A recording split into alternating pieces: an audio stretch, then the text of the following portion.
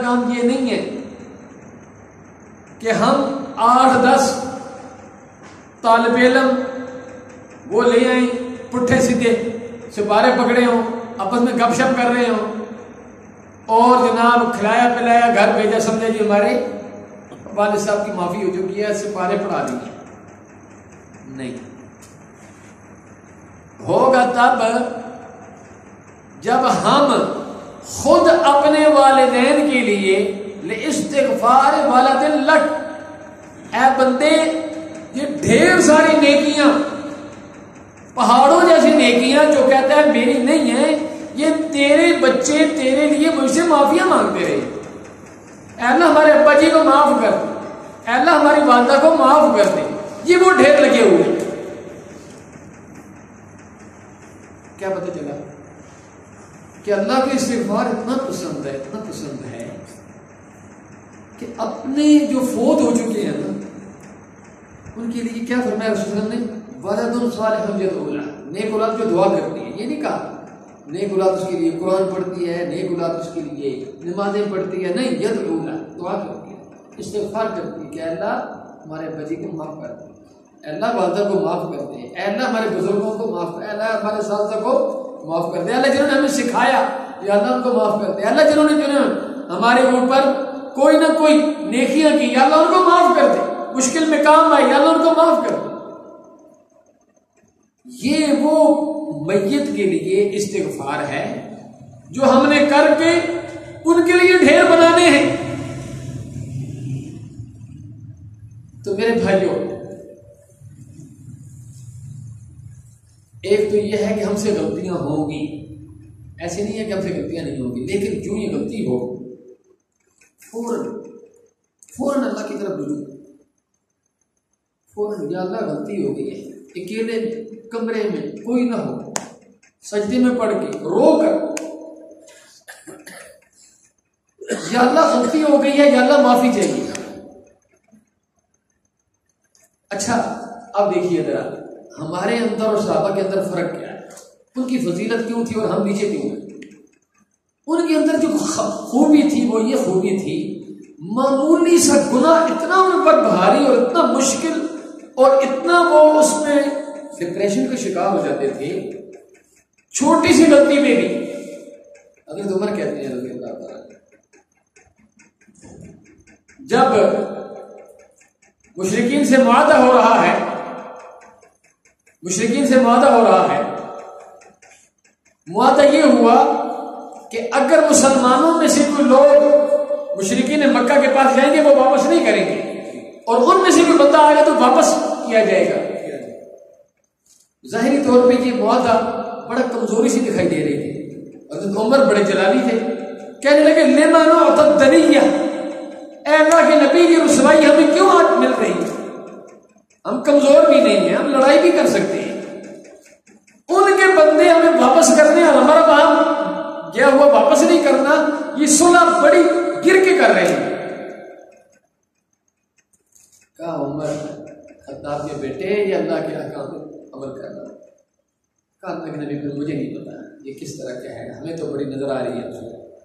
कहते हैं कि अच्छा ये सारे के सारे जज्बात इस्लाम के खातिर थे, लेकिन कहते हैं ये कलेमात इतने भारी, मैं हमेशा अल्लाह से इस्तिग़फ़ार करता रहा, गुलामों को आजाद करता रहा हमेशा कि या अल्लाह के कहीं यही कलेमात मुझे जहन्नम में न ले।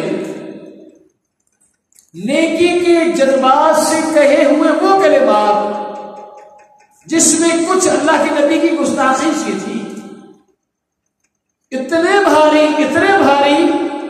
कहते हैं कि मैं जिंदगी भर लगा रहा, गुलाम आजाद कर रहा हूं, नेकियां कर रहा हूं, सदके कर रहा हूं, अल्लाह से इस्तिग़फ़ार कर रहा हूं। छोटी सी चीज इस पे बहुत भारी ले लेते, बहुत भारी ले लेते। हज़रत हंज़ला रज़ी अल्लाह ताला घर में बैठ गए, कहा हंज़ला नजर नहीं आ रहा, क्या बात? कहा कहते हैं घर जाते हैं और कहते हैं नाफा का हंज़ला मुनाफिक हो गया। कहा बुलाओ उसे, कैसे मुनाफिक हो गया? कहा हंज़ला क्या बात है, आगे होते थे नजर नहीं आ रहा। कहा अल्लाह के नबी मैं तो लगता है मैं मुनाफिक हूँ। कैसे मुनाफिक हो? कहा अल्लाह के नबी जब हम आपके पास होते हैं, जन्नत जहन्नम की बातें होती हैं, ईमान इतना बुलंद होता है, अल्लाह के शौक, घर में जाते हैं बीवी बच्चे कारोबार में, तो तो ईमान उस तरह रहता नहीं है। कहा अंतला दा का बिदा, घड़ी घड़ी की बात होती है, इधर बैठे होते हो, ईमान अल्लाह का तज़किरा होता है, नबी का तज़किरा, बातें जन्नत जहन्नम की बातें होती है, ईमान का लेवल और होता है, घर में जाते हो थोड़ा सा कम हो जाता है।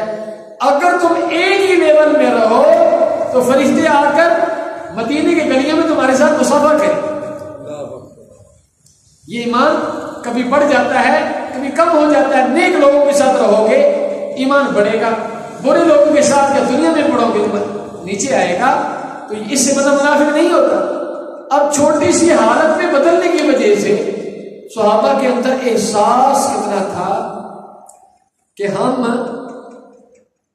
गुनाहगार हैं, हम खताकार हैं।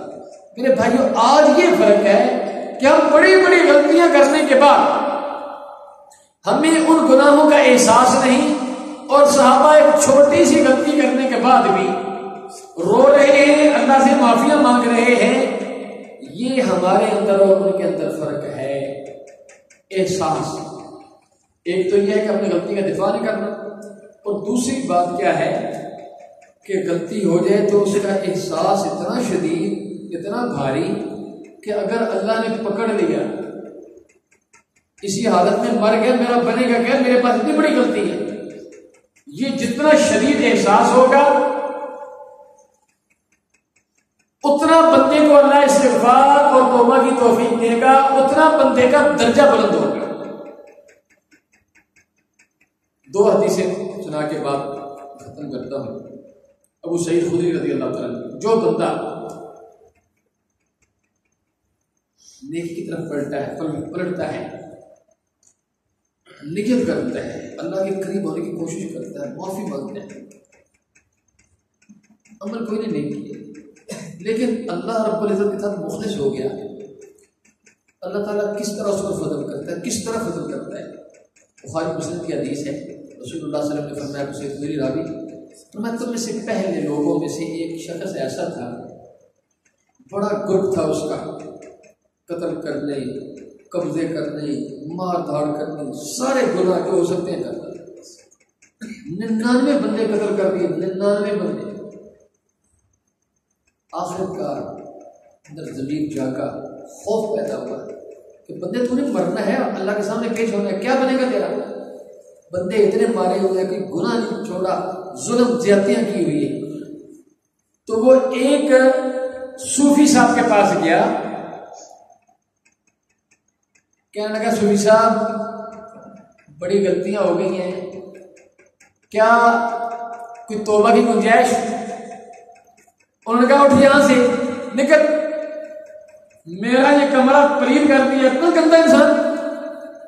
अब जिस बंदे ने 99 कत्ल किए उसका मिजाज कैसा होगा।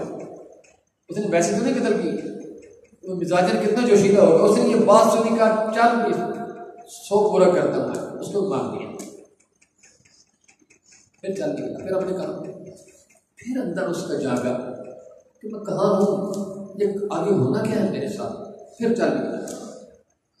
वो पहले जो बंदा था ना, वो आलिम नहीं था, वो सिर्फ अल्लाह की इबादत करने वाला बंदा था, उसको इल्म नहीं था, उसे अल्लाह रब्बुल इज़्ज़त की मार्फत नहीं थी, पहचान नहीं थी अल्लाह की ताकतें के, अल्लाह की मग़फ़िरत कितनी अजीम पहचान नहीं थी। फिर ढूंढने लग गया, तो बताया फलां, तो सारा वाक़या बताया, कहा भाई अल्लाह के बंदे, तेरे और अल्लाह के दरमियान कौन हाइल हो सकता है, तो माफी मांग, अल्लाह माफ कर देगा।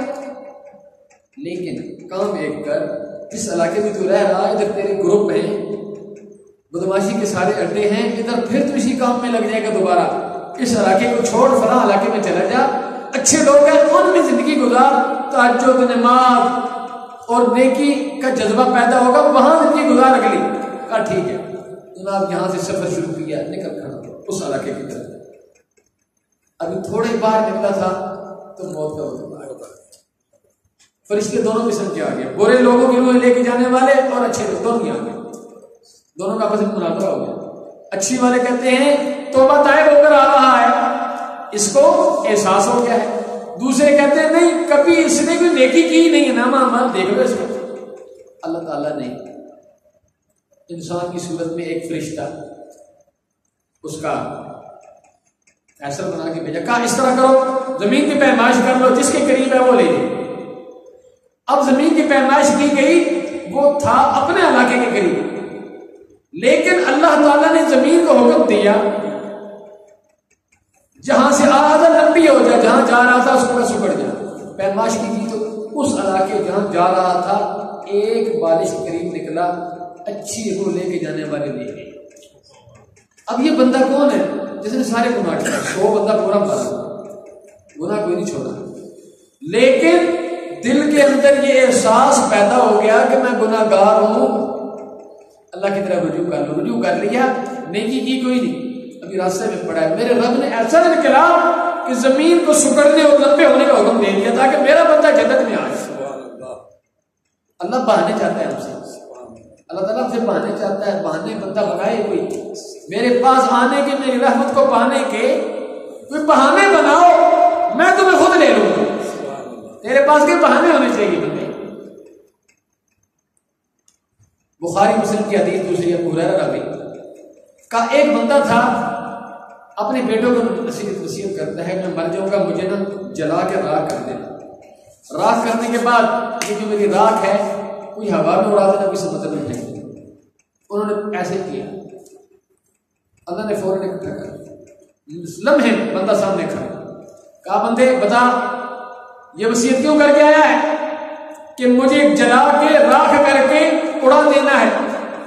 अल्लाह डर लग रहा था, किस चीज का डर लग रहा था कि यार तक कुछ नहीं की, अगर तूने मुझे पा लिया मेरा बनेगा क्या? कहा अच्छा ये डर लग रहा था मुझे, कहा उस डर की वजह से चल जाए जन्नत पे। जिस दिल में अल्लाह का डर पैदा हो जाए, अल्लाह का खौफ पैदा हो जाए, वो बंदा अल्लाह को बड़ा ही प्यार। अल्लाह ताला हमसे क्या चाहते हैं कि हमारे अंदर एहसास पैदा हो, उसका डर पैदा हो। ये गुनाह करके गुनाह करते रहना, अल्लाह को भूले रहना, ये अल्लाह को ना पसंद है। अल्लाह को पसंद क्या है कि गलती हो गई है फौरन पहुंचे बंदा, या अल्लाह माफी चाहिए, या अल्लाह मैं माफी चाहता हूं, माफी चाहिए मुझे। और अल्लाह ने क्या फरमाया, वाले मन खाफ मकाम रब्बिही जन्नतान, जो बंदा अपने रब के सामने खड़ा होने से डर गया कि मैंने अपने रब के सामने खड़ा होना है, क्या बनेगा मेरा? अल्लाह कहता है मैं उसे 2 जन्नतें दूंगा, 2, एक नहीं 2 जन्नतें। तो मेरे भाइयों, मैंने अपने दिल और आपने अपने दिलों को टटोलना है। गलती हो जाने के बाद हमारी क्या कैफियत होती है, और क़यामत का कितना डर, और अल्लाह से हमें कितना डर लगता है। अगर दिल में डर मौजूद है अल्लाह का, पकड़ अल्लाह की, कब्र, अज़ाब के कब्र, आखिरत, तो फिर समझ लें कि ये हम पर अल्लाह की रहमत है। और अगर ये कैफियत नहीं बनती तो फिर हमें अपने ईमान की फिक्र करनी है। ईमान होगा, उसके अंदर डर आएगा, खौफ आएगा। ईमान नहीं है, अल्लाह का डर और खौफ नहीं आएगा। तो ये रमजान मुबारक मेरे भाइयों की पैगाम लेके आया है कि ये नहीं है कि हमसे गलतियां ही ना हो, गलतियां होंगी। अल्लाह रब्बुल इज्जत से इस्तिग़फ़ार करके, माफिया मांग के अल्लाह के करीब होना है, अपनी गलतियों का दिफा करके अल्लाह से दूर नहीं होना, अल्लाह को नाराज नहीं करना, अपनी गलतियों का दिफा करके, और बेहिस होकर अल्लाह को नाराज नहीं करना। यही वो कलिमात है। अल्लाह ताला से दुआ है कि अल्लाह ताला मुझे और आपको सुनने और अमल की तौफीक अता फरमाए। ये मेरी बातें थी और अब आपकी बातें। भाइयों के